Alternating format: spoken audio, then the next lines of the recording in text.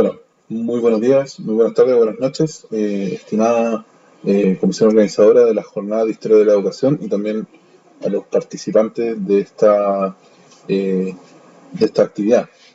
Nuestra ponencia se titula No hay clases, huelga sindical en la educación privada Chile 2010 y 2020, que responde a una investigación que hemos llevado a cabo, tanto quien les habla como también quienes me acompañan, que son Jorge Sangüesa Ochoa y también Cristian Matamoros Fernández, quienes en esta ocasión estarán presentes durante mi exposición, pero ellos acogerán lo que son las dudas, consultas e inquietudes que puedan surgir a partir de esta, y yo me encargaré principalmente de exponer los principales puntos de nuestra investigación. Como objetivo general y también como motivaciones, nosotros podemos rastrear que la conflictividad del sector educativo es, en términos de literatura especializada, muy escasa y es aún menor o casi inexistente, ¿cierto? Con respecto a el profesorado, ¿cierto? De este sector. Y algunas investigaciones que incluso se perfilan para hacer, ¿cierto?, ahondar sobre este fenómeno, incluso llegan a confundir, ¿cierto?, tanto la conflictividad del sector privado con la conflictividad del sector público, municipal, incluso ignorando, ¿cierto?, las diferencias, ignorando también las condiciones de organización y también las tradiciones organizativas que existen dentro de ellas. Entonces, por tanto, nuestro objetivo de investigación general, ¿cierto?, es caracterizar la conflictividad a partir de diferentes variables del sector de enseñanza chileno privado, ¿cierto?, durante el periodo 2010 y 2020. En este sentido, ¿cierto?, nosotros acogimos un marco contextual y literario que se nutre de diferentes autores que han estudiado el sector privado, tanto como ¿cierto?, Cristian Beley, Cornejo Serrano, ¿cierto?, Cornejo Chávez, y también ¿cierto?, mucha literatura a partir de Juan González, ¿cierto?, Corbalán y otros autores, que nos indican, ¿cierto?, de una u otra forma que la educación particular subvencionada, ¿cierto?, avanzó de manera muy extraordinaria durante a partir de los años 80, ¿cierto? Es decir, fue fomentada por la dictadura, pero se consolida y tiene su despegue durante, ¿cierto?, los gobiernos de la concertación o del retorno a la democracia. A su lado derecho ustedes pueden apreciar una serie histórica que hicimos a partir de los anuarios estadísticos del Mineduc, en donde podemos ver que tanto la matrícula como la cantidad de establecimientos son y tienen una explosión, ¿cierto?, una subida explosiva a partir del año 2000, ¿no? Viene una fuerte alza y se posiciona por encima del sector municipal, tanto en cantidad de establecimientos, ¿cierto?, como también de la matrícula. Si ustedes pueden sacar sus cálculos, absorbe gran parte de la nueva matrícula. Lo mismo podemos ver, ¿cierto?, en cuanto a la dotación docente, donde si bien lo municipal tiende a partir del año 2009 a contratar mayor cantidad de profesores, el sector particular subvencionado no deja de estarlo y en algunos puntos, ¿cierto?, tiene una disputa en términos de cantidad, ¿no? En este sentido, ¿cierto?, nosotros viendo este avance irrefrenable casi, ¿cierto?, durante el periodo, ¿cierto?, 80-2020 del sector privado, nosotros básicamente en términos de conflictividad nos concentramos en metodológicamente para poder establecer, ¿cierto?, la conflictividad en lo que son los diarios de huelga, los informes diarios de huelga, perdón, que son emitidos por la Dirección del Trabajo, organismo dependiente, ¿cierto?, del Ministerio del Trabajo y la Previsión Social, que en el fondo sistematizan información de negociaciones colectivas, de huelgas legales, eso es muy importante, que son principalmente el sector privado, que entregan cierta cantidad de socios, tipo de sindicatos, si son un grupo negociador o no, también en términos de género, votación, días de huelga, y también el sector donde esta negociación se está llevando a cabo o se les pide mediación a la Dirección del Trabajo. Entonces lo que hicimos básicamente fue una revisión de informes diarios, ahí hay un error, 2010-2020, ¿cierto?, que acumulan un total de 4.020 informes diarios aproximados, ¿no?, de los cuales, ¿cierto?, se construyó una base de datos que solamente acotamos las huelgas que habían sucedido a nivel educativo. Ignoramos, ¿cierto?, todos los otros sectores, llámese industria, ¿cierto?, llámese transporte, etcétera, etcétera, etcétera. Nosotros definimos como huelgas legales, ¿cierto?, lo que está registrado dentro de la Dirección del Trabajo, pero también diferenciamos entre huelgas aprobadas y huelgas efectivas, en tanto huelgas que son aprobadas por los sindicatos muchas veces, pero que nunca se llevan a cabo como paralización dentro de su lugar de trabajo o ¿cierto? De faena, ¿no?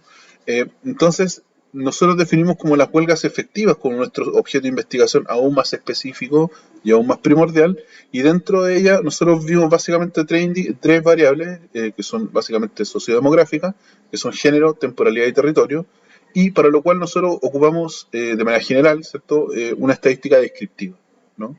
Y a partir de eso también queremos abrirnos hacia otra hipótesis y no quedarnos solamente en lo que nos arrojan los números de manera contingente, ¿no? Bueno, un resumen general de la investigación nos lleva a cabo que en términos del sector educativo, 2010-2020, eh, la cantidad de huelgas aprobadas son de 1.100 y solamente un cuarto de esta, perdón, un quinto de esta, un poquito más, son la cantidad de huelgas efectivas. Otro fenómeno que nos atañe, que consideramos como relevante, es que el promedio de huelgas, muchas veces, el promedio de toda la cantidad de huelgas totales, es casi de 19 días. En el fondo son 2 semanas y media, de las cuales estas duran. Ahora, una de las limitaciones que nos entrega esta base de datos es que no sabemos cómo terminó esta huelga, si terminó bien, si terminó mal, si hubo un avance, un retroceso, por ejemplo, para los trabajadores o no. Pero eso al menos está por verse, ¿no? Y a la vez también podemos atestiguar que de la cantidad de huelgas efectivas hay una mayoría por parte del sistema, por ejemplo, disculpen, de establecimiento del sistema escolar por encima de los de educación superior. Y en términos de lo grueso de esto, podemos atestiguar, ¿cierto?, que desde el año 2010 hasta el 2019 había como una escalada, ¿cierto?, bastante progresiva, ¿cierto?, con algunos bajos, ¿cierto?, en 2015, 2017.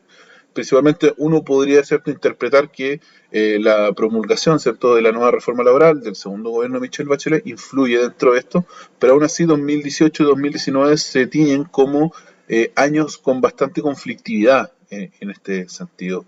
Y ya el año 2020, que viene como este bajón muy precipitado, se da principalmente a partir de la irrupción del COVID, ¿cierto? Como esta coyuntura sanitaria que incluso hasta el día de hoy persiste un poco, creemos, ¿no? Y si nosotros nos vamos a lo específico, podemos ver que la cantidad de huelgas efectivas, ¿cierto?, la tienen los particulares subvencionados.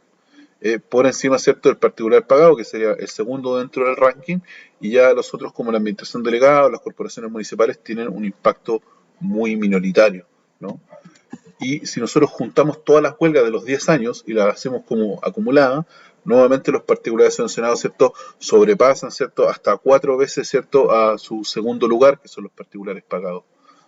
Y lo otro ya quedan, incluso si sumamos todo el resto de particulares pagados, corporaciones municipales y administración delegada, no superan ni siquiera la mitad de los particulares subvencionados, estableciendo, ¿cierto?, su hegemonía sobre los otros sectores. Lo mismo sucede en el año 2015, donde algo relevante de este gráfico es que, bueno, primero que nada tenemos 2 años donde no se registran conflictos efectivos, ¿no? Que es el 2015-2020. Ya explicábamos, ¿cierto?, el hecho de la pandemia apaga un poco, ¿cierto?, un poco la conflictividad que existía dentro de este sector, pero el año 2015 nos abre, ¿cierto?, la interpretación de qué sucedió ese año, qué tipo de negociación hubo o qué coyuntura afectó a qué universidades, ¿cierto?, o básicamente instituciones de educación superior, llámese CFT, IP o incluso que incluimos dentro de esto como preuniversitarios, ¿cierto?, u otro tipo de casas de estudio, eh, no tuvieran conflictos ese año, ¿no? Ahí emerge la duda, se abre, ¿cierto?, se ensancha un poco también la investigación. Lo mismo sucede en cuanto a, bueno, también lo que mencionaba en el gráfico anterior, son las universidades, ¿cierto?, el sector hegemónico dentro de la enseñanza superior, por encima de todos los demás, estableciendo el mismo patrón, ¿cierto?, del particular sancionado, de que si uno suma todas las otras instituciones, no logran la mitad de lo que son las universidades. En términos comparativos, nuevamente ya lo establecimos en la tabla, pero esta vez lo podemos ver con un gráfico, ¿cierto? Son básicamente la educación escolar, lo hegemónico frente a la educación superior, incluso en los años más bajos, que son, ¿cierto?, en este caso 2015, 2017, 2020, ¿no?, donde hay, ¿cierto?, estos pics y estos bajones dentro de la conflictividad registrada, ¿no? Y a la vez también los particulares sancionados son quienes tienen un alto índice de cantidad de días acumulados, agrupados, ¿cierto?, en esta comparativa. Ustedes podrán ver que al parecer las huelgas del sector de la educación superior, como hipótesis, ¿cierto?, tienden a ser más breves y también, como son menores en cantidades, tienden a tener estos números más bajos, al contrario, ¿cierto?, de la educación eh, eh, escolar. Ahora, este gráfico que tenemos acá es un poco innovador porque tiene que ver con la conflictividad acumulada por meses. Nosotros podemos ver acá, ¿cierto?, que nuevamente son los meses de primavera, ¿cierto?, septiembre, octubre, noviembre, los que tienen como la preeminencia para poder efectuarse huelgas, y no así, por ejemplo, los meses de verano. eh, Eso básicamente puede responder, en términos de una hipótesis que se puede establecer, a la estrategia que ocupan los sindicatos con respecto a en qué mes hacer su huelga y qué mes no hacerla, ¿cierto? No tiene ningún sentido hacerla en verano cuando el establecimiento está casi vacío. Otro indicador que podemos establecer de la base de datos es básicamente la preeminencia, la feminización del sector, ¿no? Es decir, la cantidad de mujeres sobrepasa la cantidad de hombres como un total. Ahora bien, lo que es interesante de este gráfico, que está separado, ¿cierto?, en género binario, hombres y mujeres, es que la feminización del sector escolar es mucho más alta que la feminización, ¿cierto?, dentro del sector de la enseñanza superior, ¿cierto?, de educación superior. Y eso deja entrever también hipótesis como cuántas son las mujeres, ¿cierto?, que se involucran en conflicto en la educación superior versus la educación escolar, y abriría también otra interrogante. Ahora, en términos de territorio, nosotros podemos ver que efectivamente es la región metropolitana la que concentra la mayor cantidad de conflictos. De hecho, uno suma todas las regiones y ni siquiera llega a un cuarto o un tercio de lo que es la región metropolitana. Pero dentro de esto también establecimos cuáles son las comunas de la región metropolitana con mayor cantidad de conflictos. Y son tres comunas grandes, en el fondo.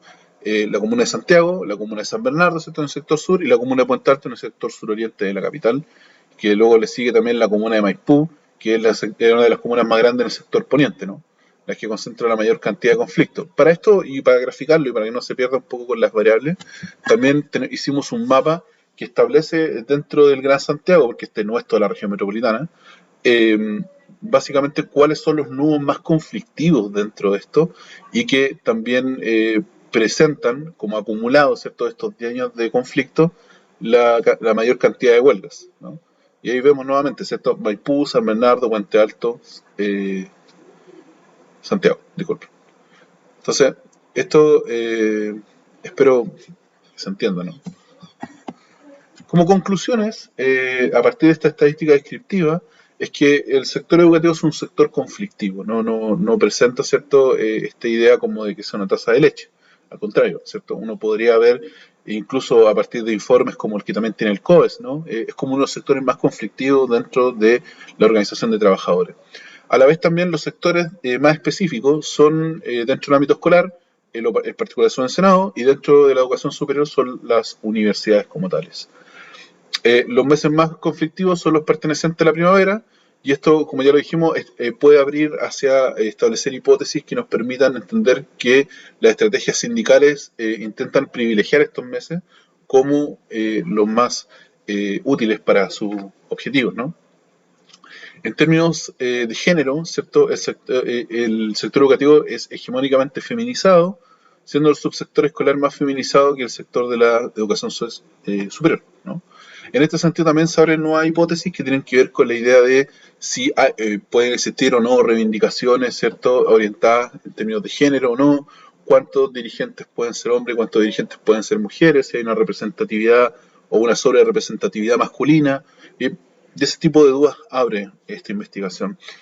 Finalmente, también en cuanto a lo territorial, si bien la región metropolitana es la que concentra la mayor cantidad de huelgas y sus comunas más grandes, las que concentran, ¿cierto?, la mayor cantidad de conflictos, otras regiones como Valparaíso, Biobío, Maule, también le siguen, ¿cierto?, en este ranking de las regiones con mayor presencialidad, y teniendo como excepciones la región de Magallanes, que no registramos ningún otro conflicto.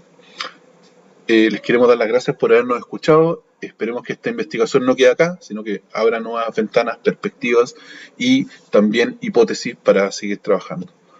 Muchas gracias.